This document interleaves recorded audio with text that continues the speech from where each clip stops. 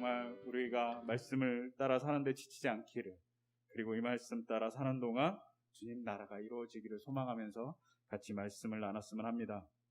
저는 가끔 창세기, 오늘 읽었던 본문을 포함해서 읽을 때마다 특히 아브라함, 이삭, 야곱 이 사람들의 가정을 보면서는 언제나 생각나는 게 아침 드라마, 막장 드라마입니다. 정말 이렇게 막장 드라마가 없죠. 이 집안을 생각해보면 정말 막장이에요. 대충 얼마나 막장인지 대충 정리하면 이렇지 않습니까? 아브라함이 나이가 점점 들었지만 자식을 낳지 못합니다. 그리고 그 자식을 낳지 못하니까 아내인 사라가 자기 몸종인 하갈이라는 여자를 대신 첩으로 줍니다. 이게 보통 그 당시에 아들을 낳지 못할 때, 자식을 낳지 못할 때 행하던 일이에요. 문제는 하갈이 아브라함과 같이 동침을 하고 나서 임신한 걸 알게 됩니다. 그리고 여자들 안에 문제가 발생합니다. 하갈은 사라를 무시합니다. 자기가 종인데 여주인을 무시하는 거예요. 여주인이 화가 난 거죠. 사라가 화가 났어요. 화가 나갖고 이 화가 난 것을 아브라함에게 막 불평합니다. 그럼 아브라함이 중재를 하던가 뭐 이래야 되지 않습니까? 근데 아브라함이 뭐라 그러냐면 사라 네 마음대로 해라 이렇게 얘기합니다. 그러니까 사라가 어떻게 합니까? 임신한 그 여자를 돌보는 게 아니라, 하갈을 돌보는 게 아니라 학대했다고 써있어요. 과간이죠. 학대합니다. 학대를 받으니까 하갈이 어떻게 하냐면 도망가 버려요.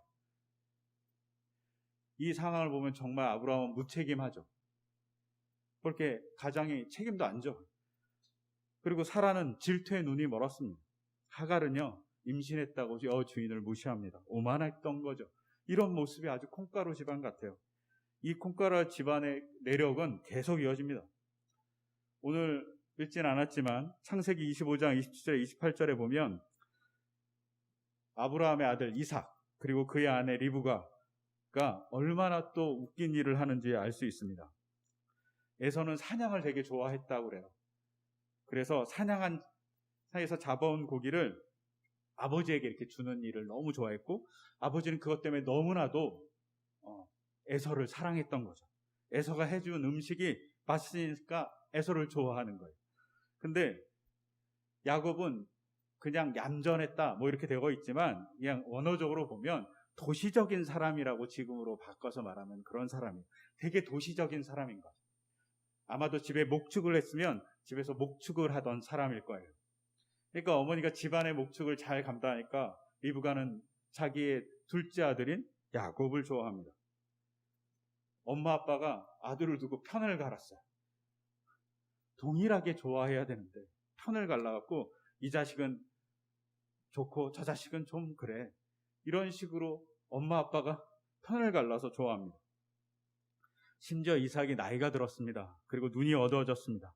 자기의 몸 상태가 되게 안 좋으니까 오늘 내일 하니까 에서를 몰래 부릅니다. 그리고 이렇게 얘기합니다. 야, 네가 그렇게 잡아서 맛있던 고기 한 번만 더 해주면 내가 너한테 축복해줄게. 이 말은 그냥 단순히 그냥 축복해준다는 게 아니라 내가 너에게 유산을 다 상속해줄게 이런 말입니다. 그거를 유산을 상속해주는데 가족을 다 부르는 게 아니에요. 에서만 불러요. 에서만 불러갖고 몰래 얘기합니다. 아버지가 너무 편해하죠. 이걸 또 엄마인 리브가가 몰래 듣습니다. 그러면 아버지한테 가서, 아버지인 이삭한테 가서 당신이 처리를 잘못했다.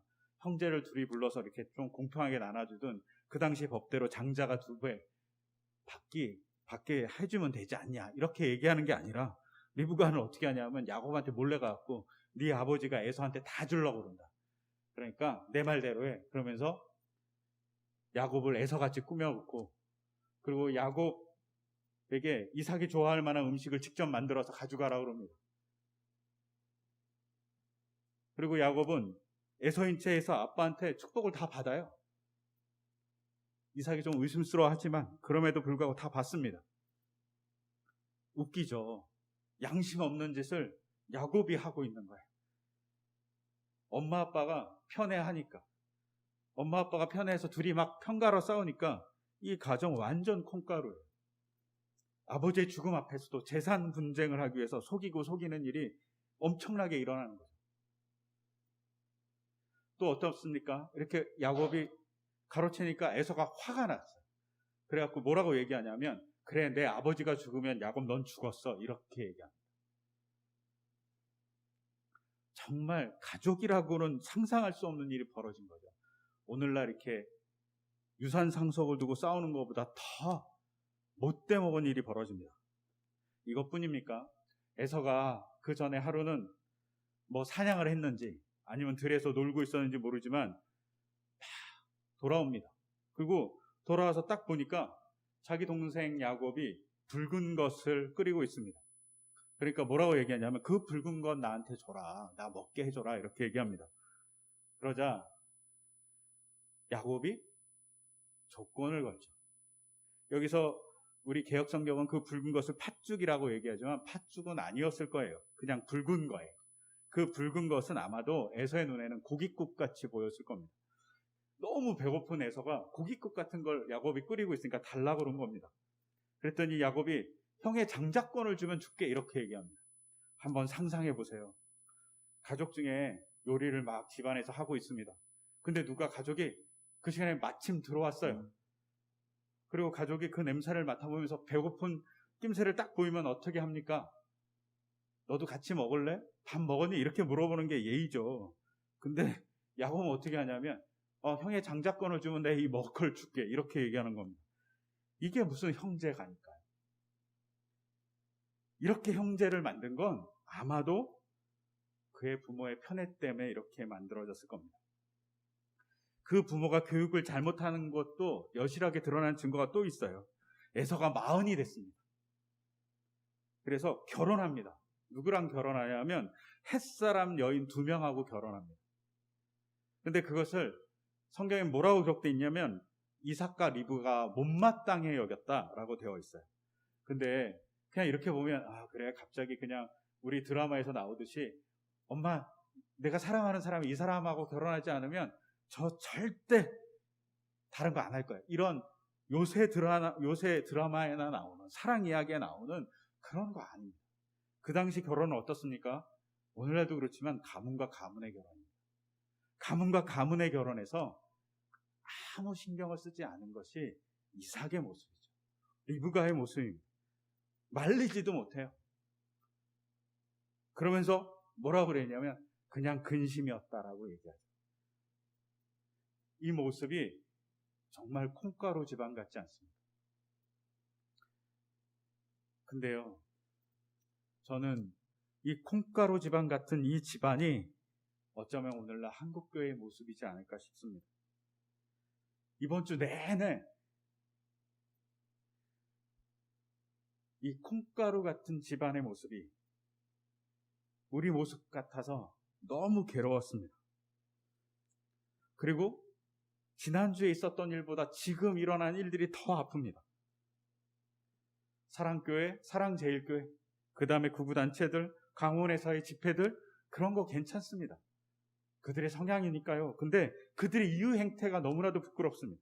근데 그들의 이유 행태뿐만 아니라 그들을 대하는 기독교의 모습, 기성 기독교의 모습이 더 부끄럽습니다. 그 전까지요, 사랑제일교회, 그 다음에 구구단체들을 이용해 먹었잖아요.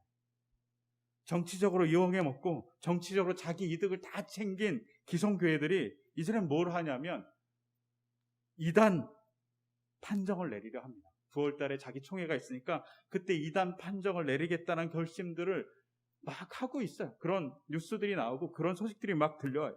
손절하는 거죠. 우리는 그 사람들하고 관계없어요. 아니요. 과거를 보세요. 과거는 그 사람들을 키운 건 기성 기독교인들이에요.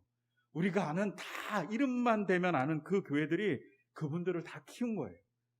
근데 그것에 대한 죄송함, 그것에 대한 미안함, 그것에 대한 안타까움, 이런 건 한마디도 없어요.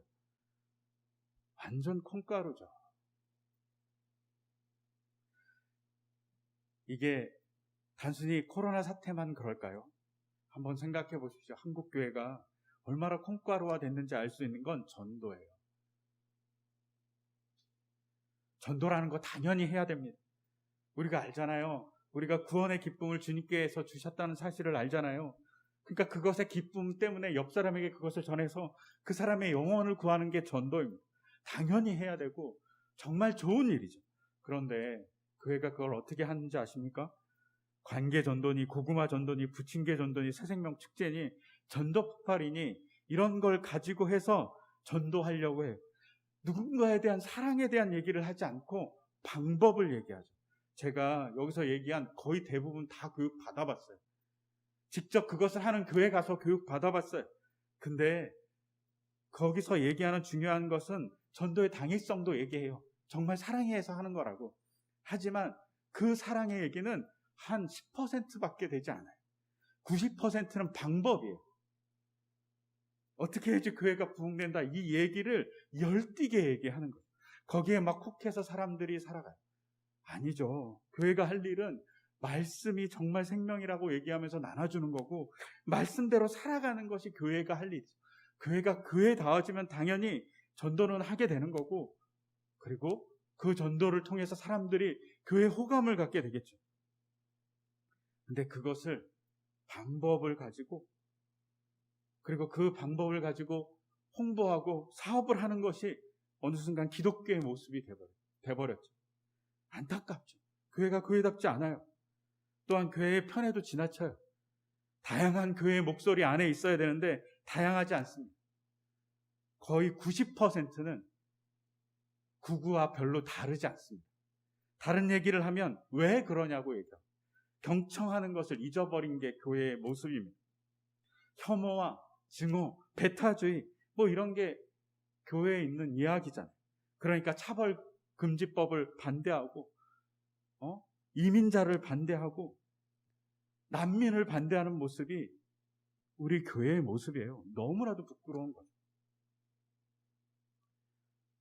이삭과 리브가가 완전히 이상한 부모였던 것 같이 교회도 편애 때문에 어쩌면 분란을 일으키는 공간이 돼버리고 말았을지 모릅니다. 그래서 나온 결과가 뭡니까? 그렇게 사랑하는 야곱이 20년 동안 아버지와 헤어져야만 했습니다. 그렇게 사랑하는 에서가 땅을 치면서 후회하는 일이 발생했습니다. 그렇게 애지중지했던 리브가의 그 사랑하는 야곱을 리브가는 살아서 보지 못했던 것 같습니다. 이것이 현실이에요. 이것이 그들의 아픔의 모습이에요. 야곱이 떠났던 생이별과 같이 한국교회에 떠나는 사람들이 있죠. 두 가지로. 하나는 가나안 성도들 안 나옵니다. 이제 안 나올 것 같아요. 무서워요, 저는. 두 번째는 비신자들이 교회를 향한 마음들이 완전히 떠났다는 거죠. 최근 엠브레인 트렌드 모니터라는 회사가 6월에 기독교, 불교, 천주교에 대한 인식에 대해서 조사를 했어요. 그리고 개신교에 대한 이미지에서 1등이 뭔지 압니까? 1등이 뭐냐면 거리를 두고 싶지 않은 대상입니다. 1등이 거리를 두고 싶은 대상이 아닌 거예요. 거리를 두고 싶은 대상인 거예요. 이제 만나고 싶지도 않고 가까이 하고 싶지도 않은 대상이 1등이에요. 이게 32.2% 나왔어요. 이게 첫 번째 이미지. 이제는 만나기도 싫은 존재가 돼버린 게 기독교인 거죠. 개신교인 거죠. 그 다음에 두 번째로 나온 것이 뭐냐면 이중적이라는 거예요. 즉 저 사람들은 맨날 말만 그럴싸해. 행동은 달라. 이중적이야. 사랑은 무슨 사랑. 이런 이미지가 두 번째라는 거예요. 그게 30.3% 나왔습니다. 그러면 3등은 뭘까요? 세 번째가 정말 저한테는 개인적으로 충격적이었습니다. 개신교인들에 대한 세 번째 이미지는 사기꾼입니다. 너무 놀랍지 않습니까? 이렇게 거리를 두고 싶은 대상이라는 것도 이해가 되고 이중적이란 말도 이해가 됩니다. 그럴 수 있지. 그런데 세 번째, 사기꾼이라고 얘기합니다. 제가 이 세 번째를 보는 순간 말은 무너지는 줄 알았습니다. 그러면 이와 대비되게 천주교 불교는 어떻습니까? 천주교 불교는 공이 비슷한 결과가 나왔습니다. 첫 번째는 온화하다, 두 번째는 따뜻하다, 세 번째는 윤리적이다, 네 번째는 절제한다가 나왔습니다. 요 순위가 약간 바뀌긴 하지만 천주교 불교는 온화하고 따뜻하고 윤리적이고 절제하는 종교 같다. 근데 개신교는 거리 두고 싶다가 비신앙인들에서 나온 개신교들을 바라보는 이미지입니다. 이게 6월의 결과예요. 그러니 지금 8월은 어떻겠습니까? 8월은 무섭습니다. 제가 이런 보도를 보면서 막 낙담하고 있었어요.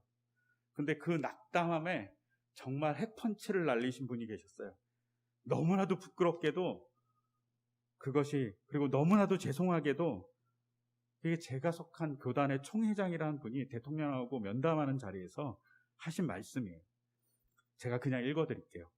정부가 교회와 사찰, 성당 같은 종교단체를 영업장이나 사업장 취급하지 않았으면 좋겠습니다. 어떤 이들에게는 취미일지 모르지만 신앙을 생명같이 여기는 이들에게는 종교의 자유는 목숨과 바꿀 수 없는 가치입니다. 정부는 코로나19를 종식하고 경제를 살려야 하고 교회는 코로나19를 이겨내고 예배를 지켜야 합니다. 전체 교회를 막는 현재의 방식으로는 정부도 부담될 것이고 교회도 동의하기 어렵습니다. 제가 이 말을 뉴스에서 듣고 문장을 보는데 너무 당황스러웠어요. 이분의 의도가 나쁘지 않을 거라고 생각해요. 진심은 좋았을 거라고 생각해요. 하지만 정말 말은 잘못됐다고 생각해요. 첫 번째는 이런 거죠. 영업장과 사업장 취급하지 말라고. 그죠? 그렇게 취급하면 안 되겠죠. 왜? 영업장, 사업장은요, 중지되면 죽은 것 같은 거예요. 영업장, 사업장은 그것이 폐쇄되면 생계가 곤란해져요. 더 무서운 일인 거예요. 근데 그들보다, 그들의 걱정보다 교회의 문제가 더 크다 이렇게 얘기하는 건 곤란하죠. 영의 양식도 중요하지만 육의 양식도 중요해요. 뭐가 중요한지 판가름하기 어렵습니다. 근데 이렇게 얘기했죠. 너무 안타깝죠. 정말 시대를 볼 수 있는 눈이 있나 싶을 정도예요. 이 얘기를 그냥 함부로 꺼낼 수는 없는 거죠. 그러면서 뭐라고 하냐면 종교의 자유는 목숨과 바꿀 수 없다고 그래요. 이 말이 꼭 종교를 박해한 것 같잖아요. 기독교를 믿으면 모든 사람을 감옥에 가두는 것 같잖아요. 이런 말은 그런 의도가 아니었지만 말 자체가 문제가 됩니다. 한 교단, 한 종교의 대표입니다.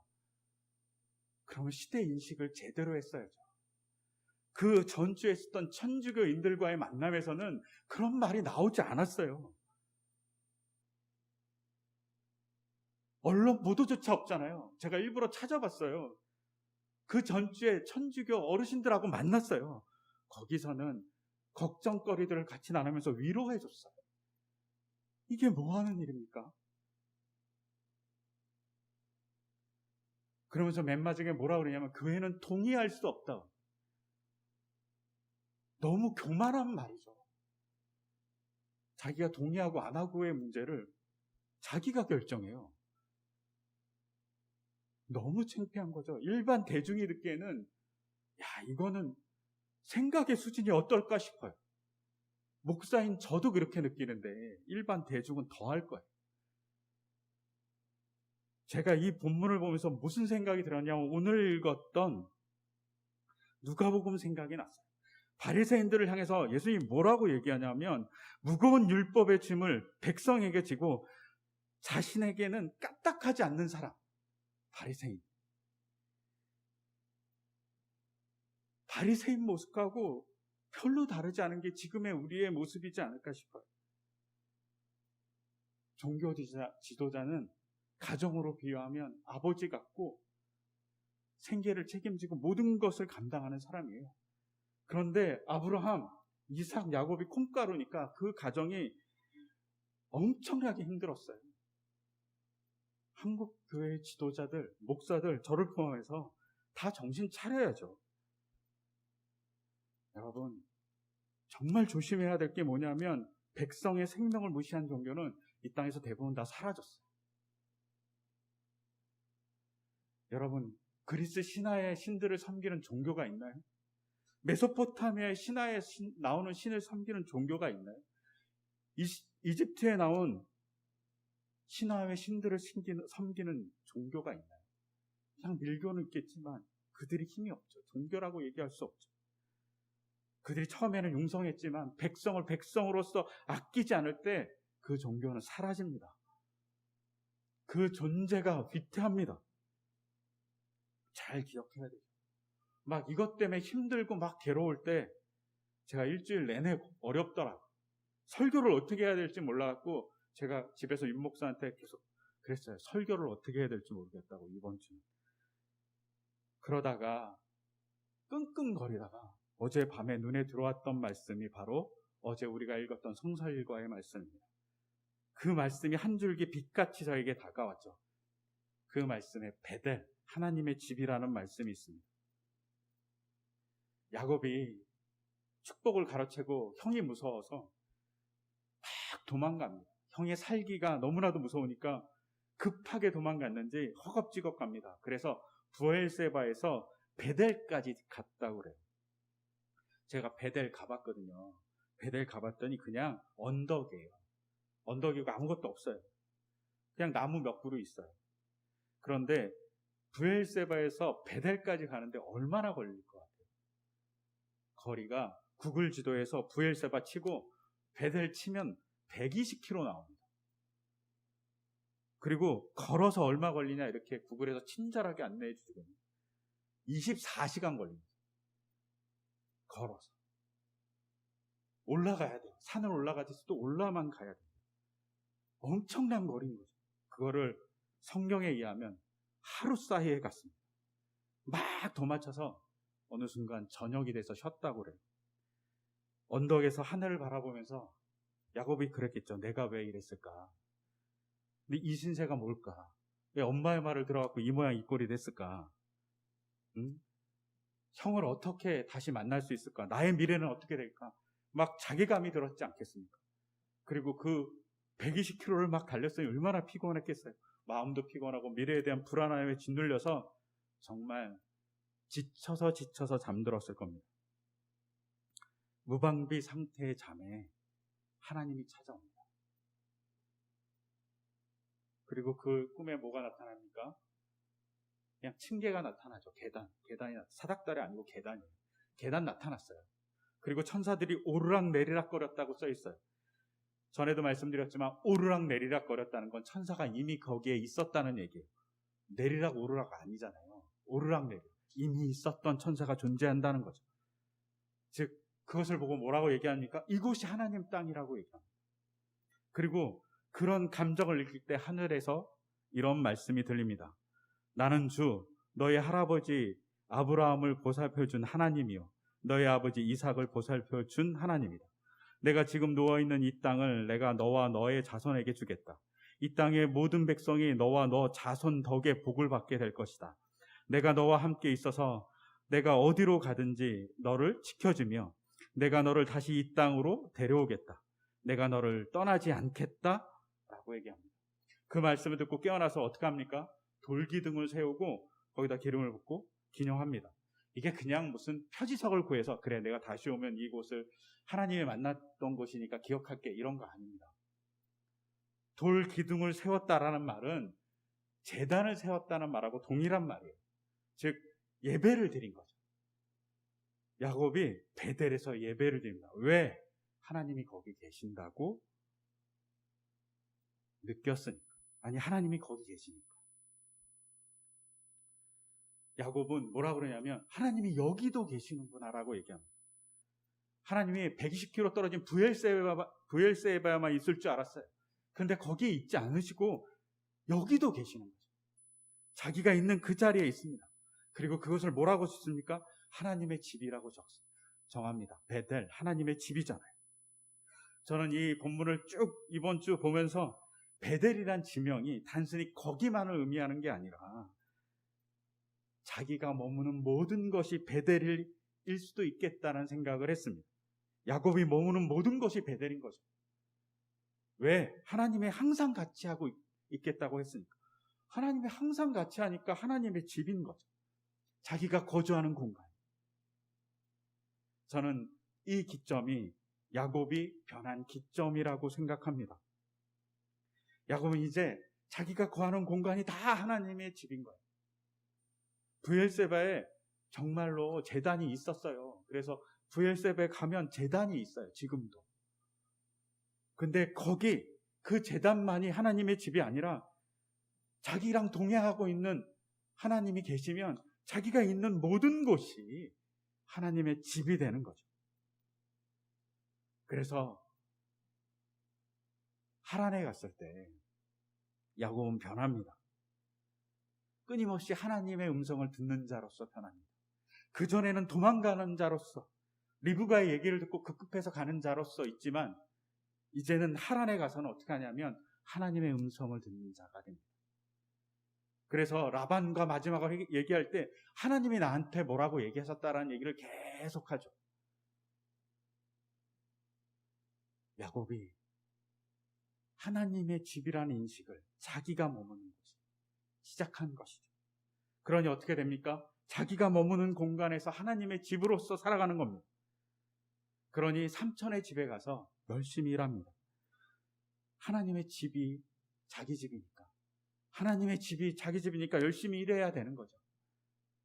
그래서 너무나도 열심히 일하는 것을 보고 삼촌 라반이 너무 기특하게 여겨서 이렇게 얘기합니다.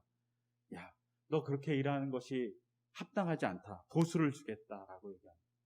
그러니까 약속을 기억한 야곱은 뭐라고 얘기합니까? 삼촌의 딸을 달라고. 딸을 달라고 그러니까 삼촌이 7년 동안 일하라고 그래요. 7년 동안 진짜 열심히 일합니다.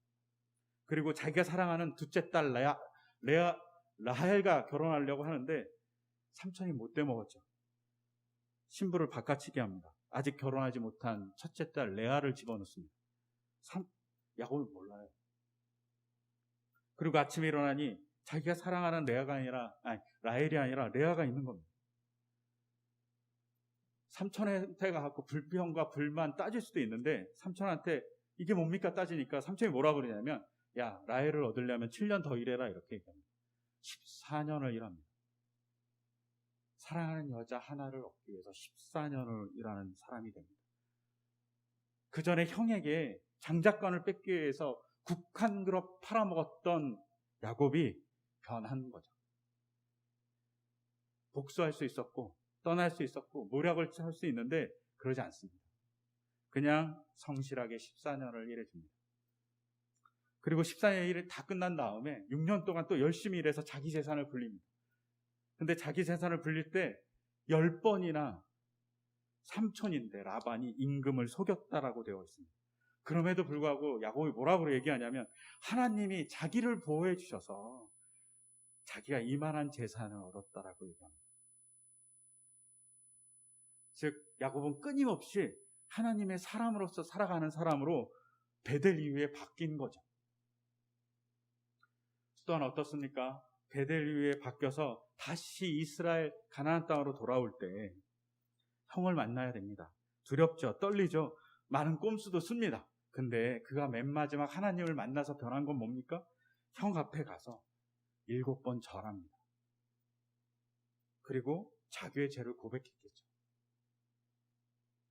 형을 속이고 아버지를 속여서 축복을 가로챈 것에 대해서 회개합니다. 형 앞에 7번 절했다란 말은 형을 신과 같이 여긴다는 거죠. 장자권을 뺏은 형이에요. 그럼 무시해도 되잖아요. 장자도 아닌 사람이잖아요. 그리고 그렇게 쌓았던 형제잖아요. 근데 그 형에게 다시 돌아갈 때는 회개합니다. 7번 절하고 죄인이라고 얘기하고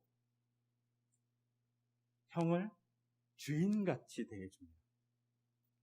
이 속에 변화된 모습이 있죠. 왜요? 자기의 삶이 하나님의 집이니까. 자기가 있는 자리가 하나님의 집이니까 변한 거죠. 여러분, 오늘날 교회가 되게 어렵습니다. 예배를 못 드려서 어려운 게 아니라 교회가 잘못된 가치관을 가지고 그리고 사회에 정말 올바른 시각을 주지 못하니까 교회가 어려워질 겁니다. 그리고 어렵습니다. 거기서 우리가 할 일은 뭐냐면 야곱과 같아야죠. 우리의 모든 처소가 예배의 처소가 되고 하나님을 만나는 것 같은 처소가 될 때 교회가 변하고 사람을 변화시킬 수 있습니다.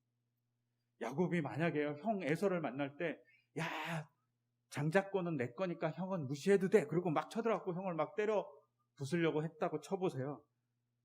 아마 형제 상간의 비극은 정말 피바람이 났을 겁니다.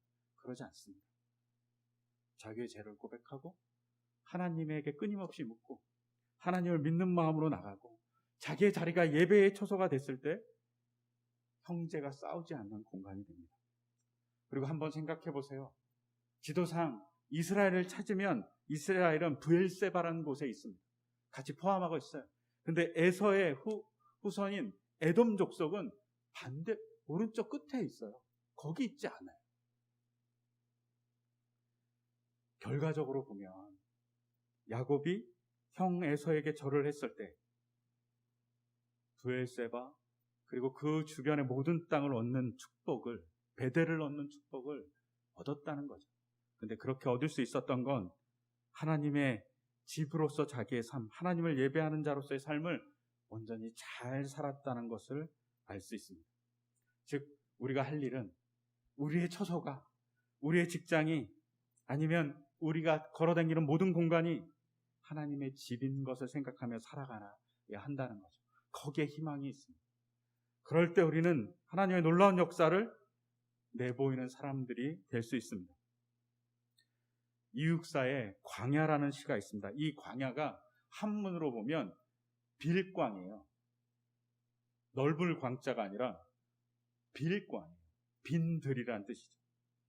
근데 이 광야에서 어떻게 하냐면 이육사의 시에 이렇게 되어 있습니다. 내 여기 가나안 노래의 씨를 뿌려라 라고 되어 있습니다. 그 광야에 내 여기 가나안 노래의 씨를 뿌려라. 근데 내가 뭐냐면 1인칭 나예요. 근데 나가 가나안 노래 씨를 뿌려라라고 명령하고 있어요. 자기가 자신한테 명령하는 거죠. 그러면 어떻게 되냐면 백막 타고 오는 초인이 있어 이 빈 광야에서 목 놓아 부르게 하리라. 독립이 올 거라는 거죠. 정말 무모하게 빈 광야에 씨를 뿌리면 언젠가는 독립이 올 거다라고 이육사가 얘기합니다. 이 모습과 우리가 예배드리는 모습이 동일합니다. 우리가 지금 교회가 되게 어렵고 교회에 대한 시각이 어렵습니다. 그럴 때 우리가 해야 될 일은 뭐냐면 하나님의 집이 여기다. 내 직장, 내 가정이다고 생각하면서 살아가는 겁니다. 그때 어느 순간 놀랍게도 하나님의 역사를 드러내는 우리의 모습이 될 겁니다. 이육사가 정말 독립이 바라보이지 않을 때 내 여기 가나안 노래의 씨를 뿌려라라고 얘기했던 것 같아요. 우리가 그렇게 뿌리면 회복될 거라고 합니다. 한국 교회가 그런 일들을 우리가 해나가야 될 거라고 생각합니다. 코로나19로 기독교의 민낯이 드러났습니다. 우리의 부끄러움이 드러났고 한국 교회의 어려움이 드러났습니다. 그러면 우리가 해야 될 일은 하나님의 집으로서 우리의 역할, 예배 이런 것들을 잘 회복하기 위해서 시도하는 겁니다. 그러면 회복이 일어날 거라고 믿습니다. 여러분, 제가 성경 공부에도 이야기 드렸는데 씨뿌리는 비유, 4가지 밭 비유에서 세 번째 밭이 가시떨기 밭입니다. 근데 가시떨기가 뭐냐면 재물의 유혹, 걱정입니다. 그것 때문에 성장하지 못한다고 그래요. 한국교회가 뭘 걱정합니까? 이 모이지 못하는 것 때문에 교회가 망할 거라고 걱정합니다. 모이지 못하는 것 때문에 망하지 않습니다. 뭐 때문에 망하는 줄 아닙니까? 하나님을 하나님으로 바라보지 못할 때 망합니다. 백성을 사랑하는 종교로서 있지 못할 때 망합니다. 자기 것 좀 내려놓을 때 망하지 않습니다. 근데요, 그거 내려놓으면 망할 것 같으니까 못 내려놓습니다. 그 염려가 교회를 교회되게 하지 못하게 합니다. 내려놔야 될 것들이 있습니다. 정말 보여줄 것이 있어야 됩니다. 그래야지만 회복이 일어납니다. 우리가 그 회복을 간절히 소망했으면 좋겠고 그 회복을 위해서 가장 먼저 우리가 해야 될 일은 내 자리가 하나님의 집이라는 생각을 갖고 살아가는 겁니다. 그러면 회복이 일어날 거라고 믿습니다. 교회 회복, 또 삶의 회복도 일어날 거라고 믿습니다. 그렇게 될 수 있도록 같이 기도해 주셨으면 좋겠고요. 이번 주간 교회가 정말 잘 자기 스스로의 자리매김을 잘 할 수 있도록 기도해 주셨으면 좋겠습니다. 또한 그것을 통해서 한국교회가 사회를 좀 회복시키는 교회가 되게 해달라고 기도해 주시면 좋겠습니다. 그렇게 될 수 있도록 이 시간 제가 기도하겠습니다. 하나님 아버지, 이 코로나19의 아픔을 교회가 조금은 더 가중시켰습니다. 주님, 용서하여 주시기를 소망합니다. 꼭 우리의 모습이 콩가루 지방과 같습니다. 그런데 이것을 회복하는 자리에 바로 하나님이 우리 삶에 같이 하시고 삶에 같이 하시고 그 삶에 같이 하신 하나님을 기억할 때 그 공간이 하나님의 집이 된다고 얘기해 주십니다. 우리가 성전뿐만 아니라 우리의 삶의 공간이, 우리의 몸이 성전임을 기억하면서 하루하루 예배하는 삶을 살아가게 하시고 그 예배하는 삶을 통해서 주님의 살아있음, 주님의 역사하심을 증거하는 통로가 되게 하여 주시옵소서. 또한 그것 때문에 야곱에게 주님께서 약속하셨듯이 복의 통로가 될 수 있도록 우리를 사용하여 주시고 이끌어 주시옵소서. 우리가 두렵고 염려가 많습니다. 그 염려를 주님께 맡깁니다. 주님, 우리를 도와주시고 인도하여 주시옵소서. 그리고 우리의 삶의 자리가 하나님의 처소가 될 수 있도록 주께서 인도해 주시고, 처소가 되었을 때 하나님의 영광을 우리가 목도하는 신앙적 경험 또한 우리에게 있게 하여 주시옵소서. 이 모든 것 주 예수 그리스도의 이름으로 기도드립니다. 아멘.